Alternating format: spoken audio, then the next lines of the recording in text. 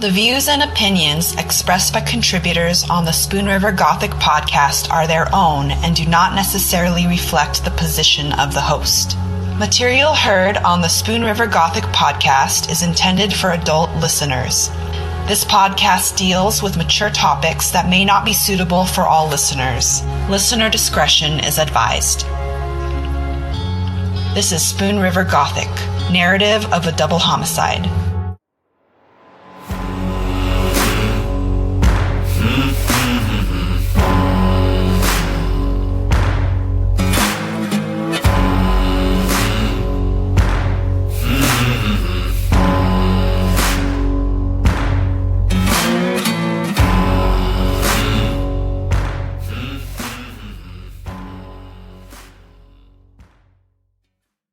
Well, I don't know which Jennifer it is. One of them's my daughter-in-law.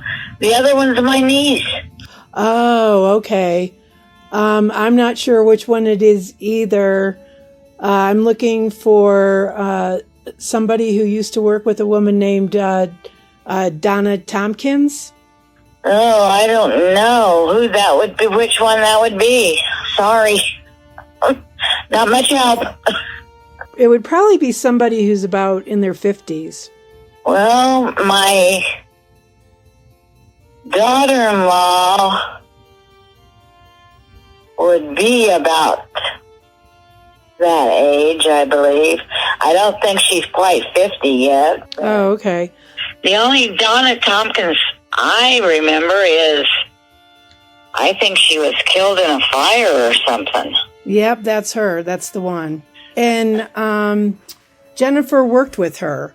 Okay, yeah, I think she did, yeah. I think at Mid-America State Bank. All right, well, I'm doing a research for a victim justice report, and it's intended to better understand who Donna and Justine Tompkins were, basically to kind of humanize them, because when you read the, court dockets, they're very impersonal. And so we're trying to put together a picture of her that is, based on people who knew her, and right, Jennifer had a special relationship with her. And so it would really help us to kind of get a sense of, who she was as a person, how she impacted other people, how her death impacted other people. Did you know her? I knew her, but yet I didn't know her. I worked at a daycare, and I think Justine was at the daycare. The little girl was at the daycare. Oh, okay, yeah. And I don't remember much about her. I do know that when she was just little, her hair just stood up on end all the time. Oh, sweet baby girl! Oh my goodness. Yeah. What was the name of the daycare? TLC. Oh, okay. All right. So, is there anything else that you remember about it? Oh, not really. I mean, she was a sweet little girl, but that's about, that's about it. So, all right. I'm trying to think where Donna lived when Justine was at that daycare. I'm not sure exactly. I think she lived somewhere in Cuba, but I'm not sure. That's where the daycare was. So, do you remember hearing about the tragedy? Yeah, I remember about it, or I heard about it. I read about it. Yeah. Well, what was that like? I mean, you're in a small town, so it must have been devastating and shocking. Yeah, really, it was. I just. When I first read about it, I thought, no, that's not the one I'm thinking of. But no, it was. But I know they lived in Canton at that time, so. Yeah. Do you think that justice was served in that case? Well, I think it was. But I don't really remember. It's been such a long time. Yeah, I guess that they convicted a guy named Donald Bull, and yeah, something like that. Yeah. Yeah, and he was he was actually convicted in the death penalty, and then he was waiting for something to happen. They were looking at his case to review it, potentially for clemency, and then he actually passed away in prison before the clemency. I remember that. Yes. Like I said, I don't remember a lot about it, but I do remember that. So. Yeah. Well, if it would be okay for you to reach out to her, or if you it was okay for her if I called her, could you just let me know? Yeah, I sure will.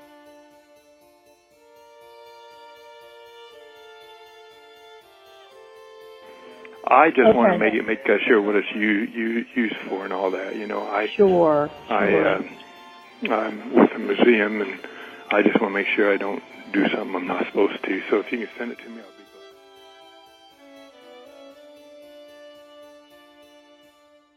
glad. Bowl was sent up for it. I haven't thought about that for years. Yeah, I remember seeing pictures of her and cute little thing. And I remember that now that you said that. Here's the problem between you and I, okay? That case, we've had a lot of cases around here, different things, but that one always scared me because the family of both families that was involved in that, the girl, baby, and the house is still standing here in Canton. Mm-hmm. But the reason I never proceeded with that is that the families are all here, and it scares you once in a while they have something wrong.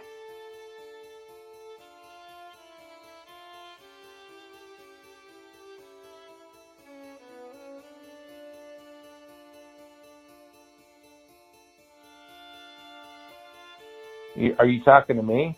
Yeah, I'm talking to you. It said that he was being besieged by people wanting posts removed. The administrator, I don't even know. He's not even from.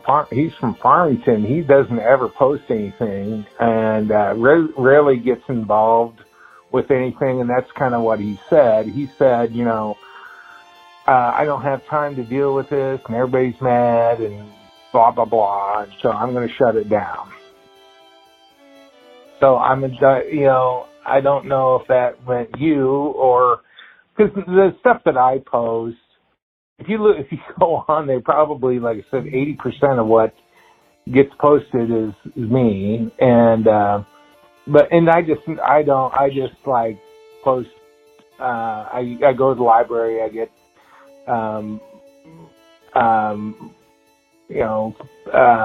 newspaper clippings from the past that I post, and so there's not a lot there for people to get upset about. Okay, so you're saying you don't want to ruffle anybody's feathers? No, I'm not saying that at all. I know, I'm just trying to help him out. Okay.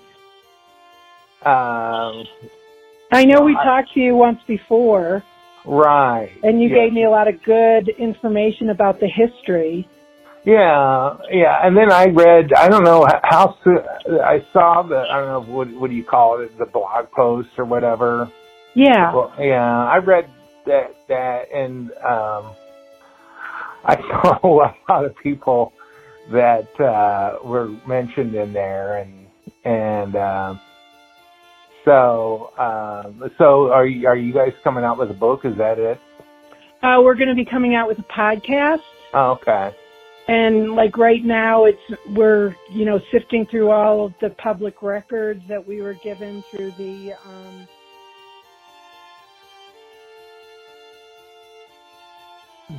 I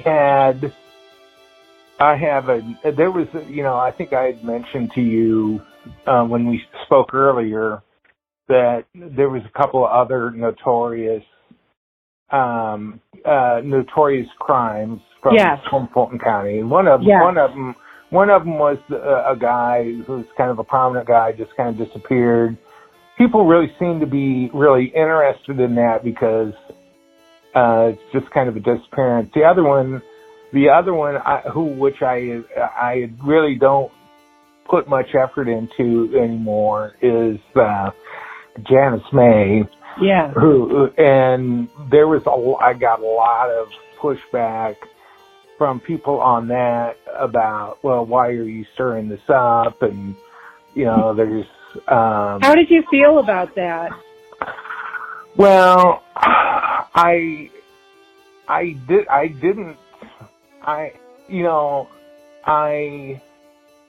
think that a lot of them thought that I was trying to change the narrative that Lloyd Eldon Miller was who was acquitted by the U.S. Supreme Court, that I was trying to take one side or the other, and my whole thing was like, I'm like, this is what the facts are. If you can decide for yourself. Right. I'm not trying to, you try to be sensitive, especially she had, I think, like 3 brothers, and I think the last one of them died, just a couple years ago. And so you do try to be sensitive to, people who might have some connection to it. But my whole deal was like, here, I'm not taking sides, and this is why I put on all the, I didn't post anything, take an opinion. All I did was post,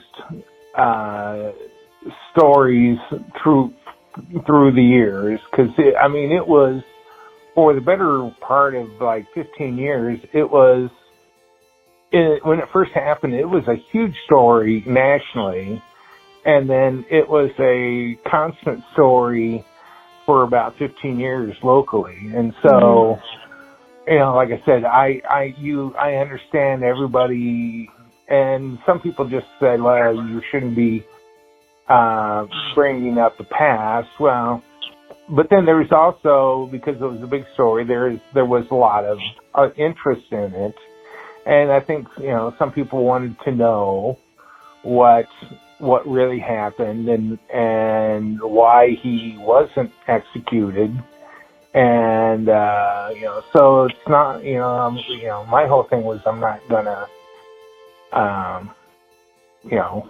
throw somebody under the bus. You can decide that for yourself. Right, and I think that's exactly where we're coming from with this, blog and podcast, is there's a lot of information. We're going through it with a fine-tooth comb. We're presenting it. We're trying to do it in such a way where we are not taking a side or an opinion. And I think it's one of the things that I find most curious, especially about the community in Canton, is the people who get their feathers ruffled and why they're getting their feathers ruffled and how they're perceiving what's being said. And then, basically accusing, probably this is what happened to you, accusing us of being, saying that, taking a position that's contrary to how the court case went or whatever, or, presenting information that was in the police report that a lot of people don't know about, and so it's really about, for us, that's what that's about. And I agree with you. It's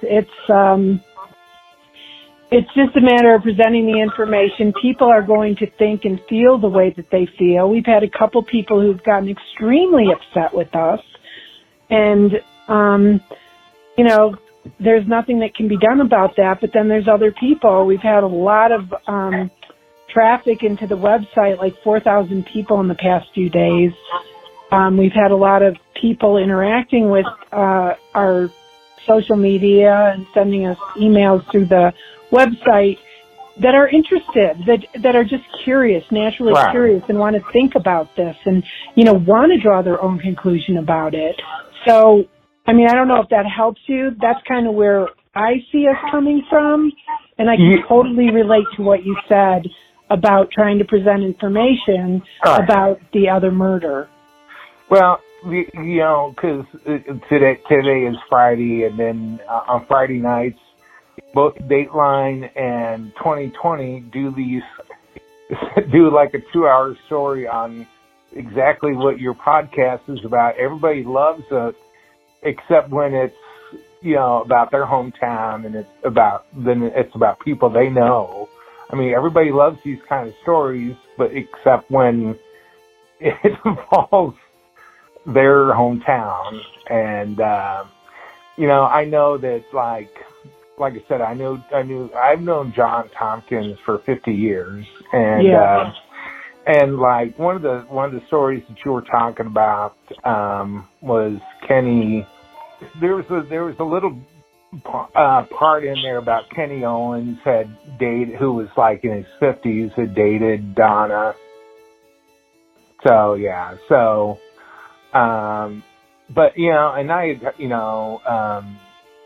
the Tompkins, I knew that the John and Jay Tompkins were, I think they were a year apart, and they were like almost like twins. They were very, very close. And then and that whole family was kind of torn apart by because George Tompkins, Ronnie Tompkins, everybody was really close. It was like one big family, and there's not a lot of those multi-generation farming things. It doesn't. Sometimes it works, sometimes it doesn't, and so I was aware of a lot of that. But there was a split in the family. So the separation caused a split in the family. Is that what you're saying? Well, there was when they got into the fight, when John got into a fight with his Uncle George, because John used to be really involved in the family farm. Right. It used to be Ron and George. They farmed together, and then John and Jay, it was all kind of one big deal. And then when John and George got into a fight, then that kind of really split things up. And John, I think John works at a car wash now. He's not involved in anything agricultural. Okay, yeah, I heard the same thing. Yeah, he was working. I think he was working at a factory over by Morton, and I remember seeing him at the state basketball tournament about 10 years ago, and that was the first thing that he brought up was, well, did you hear about the deal with my wife? And which seems to be kind of an odd thing that you would say to somebody that you haven't seen in a long time. And I said, well, yeah. I said, well, I really felt for you to have to kind of go through all that. And so I think that he's still carrying around a lot of baggage from that. Sure. So, but anyway, no, I just saw, your partner, because I have a Facebook page called Ghosts of Greenwood Cemetery, where on that page I kind of, because there are some very interesting stories, so I kind of put some, it's more stories about people who were buried in Greenwood, and he sent me a message, and then he said he was having issues with people on other pages deleting his posts, and I don't know if he wanted to post some stuff on some of my pages, which is fine. I have no problem. I'm not gonna, if anybody doesn't like it, I just say scroll past it. But and then I saw on the big Canton page said it was going to close down, and so I didn't know if the two things were connected or separate or what, but I just wanted to reach out. So do you feel like when you talk to John, do you think that he's still grief-stricken or upset that he was ever even suspected potentially as a person of interest? Or I haven't. I've only seen him, because he was, we were in 4-H. Used to see him, every year, during 4-H, and then he was a couple years younger than me, and then I'd see him periodically, and then I lived in Minnesota for 7 years. I moved back, and so I've only seen him a couple times, but I think that he then remarried, and I have another friend who is in more contact. I have another friend who hired John, and John worked for him for a couple years, and then I have another friend who. He was the one who told me that he was working in a car wash, and he said that, John had remarried, but he entered this other marriage, I don't know, with a lot of baggage from being married to Donna and what happened, and that always kind of shadowed their relationship. Oh, so that marriage dissolved too? Right. Okay. Did they have any kids? I think so. I'm pretty sure they had like a couple kids, and but I think that and a lot of times you may know somebody, you may know somebody for a long time, but people are flawed, and there may be a lot of things about people you don't really see, and I never really saw that. There was several references to John's anger, and I never saw that when I knew him growing up, and then in the early '80s. But then I've heard since then that has been a problem for him.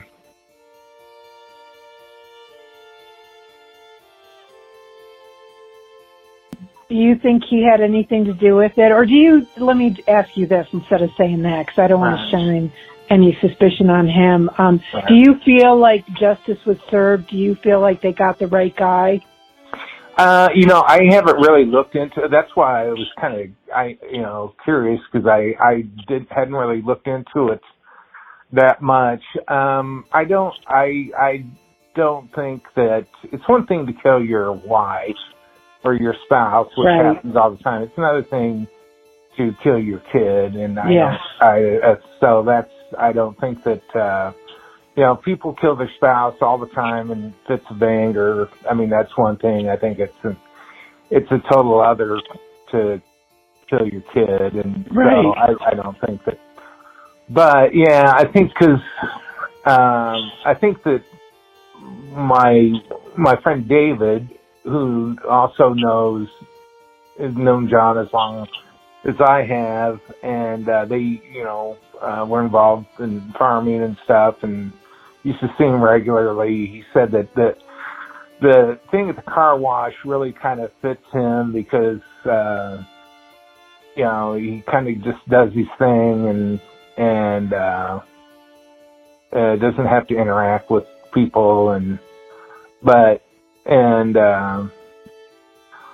so I've always, like I said, I always really, really liked him, but knew his Aunt Naylene, and so I mean, at the end of the day, it's tragedy. for everybody, So. And how do you recover from that? How do you ever recover from that? Especially when, you think about any kind of, investigation of a murder, they're always going to look at the people closest, the one who is murdered. And so if you don't have a very strong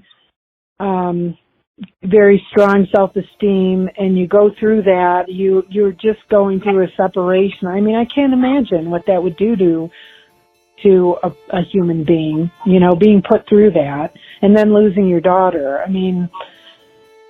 I just can't even imagine. And then I think he lost kind of when the whole family farming thing kind of blew up, he kind of lost his whole family support system and everybody, I used to have a drinking problem and I went, got some. Would it be okay if I used? Made a big difference for me, and I think a lot of times people maybe they don't know how to go out and reach out for help, and I think he probably needed some sort of like I said, I understand why. Very good point. Right. Yeah, I think that happens a lot. Right. If you can't, if you're, falling apart and you can't ask for help, I think that takes you to a lot of times it'll take a person to a whole new bottom. Right. Because I think that a lot of the frustration, is just because he didn't resolve a lot of the issues. And I'm sure that even before she died, I'm sure that he felt, because he was, like I said, I always liked him, thought he was a good guy, and I'm sure that he felt kind of like a disappointment because, your marriage is falling apart and, your daughter's going to have to grow up in a broken family. I'm sure that there was a lot of, he felt a lot of guilt even before she died. So, so. Of this interview, or no, that's fine. I don't think I threw anybody under the bus or said anything that no, it's fine. Okay. But like I said, it was a big story. I'm sure that there's some. I didn't know the Donald Bull. I knew at all, so. I don't really have anything there, so. Right. Well, he wasn't, he wasn't the greatest person in the world. Right. He did some really bad things, and so I don't think we're ever taking the position that he was, a saint and that he was wrongfully accused. We're not saying that, but we are trying to kind of take a, dive into all the different aspects of the situation and the community and how the community is reacting. Some people now, we have people on different sides of the fence. Like, why are you bothering with this? That's one point of view. And I think that's part of the story too. So, yeah.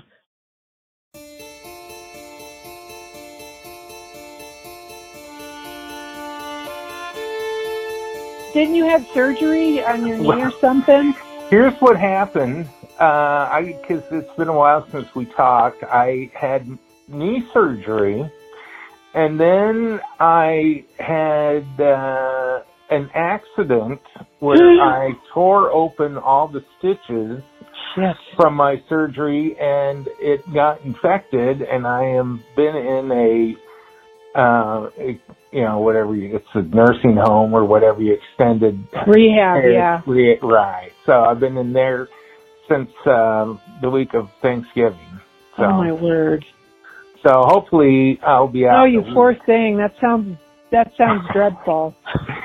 Well, yeah. It really kind of shocked me because when it started bleeding and because I ripped it.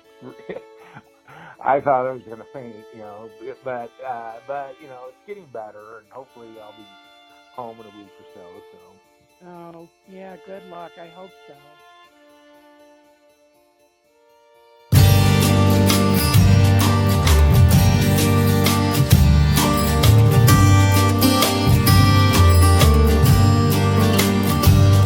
He was born by the roadside in a broken down carriage, came into life on the run, found on the doorstep of a nearby orphanage. No one saw, no one saw.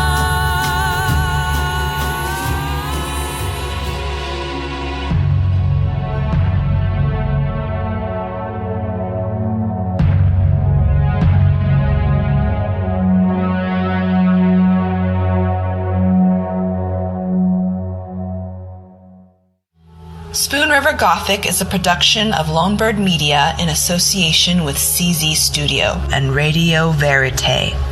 The show is produced by August Olsen, editing, directing, and producing by Cory Zimmerman, audio mastering and engineering by E. Mastered. Research is done by Anne-Marie Cannon, Chelseah Mesa, and me, Jinra Ilustrisimo. Spoon River Gothic is written and hosted by Cory Zimmerman.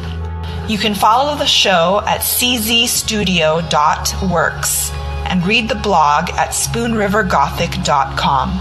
Show some love by leaving us a rating or review on Spotify, iHeartRadio, Apple Podcasts, or wherever you get your podcasts.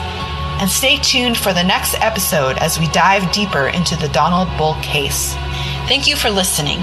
This is Spoon River Gothic, narrative of a double homicide.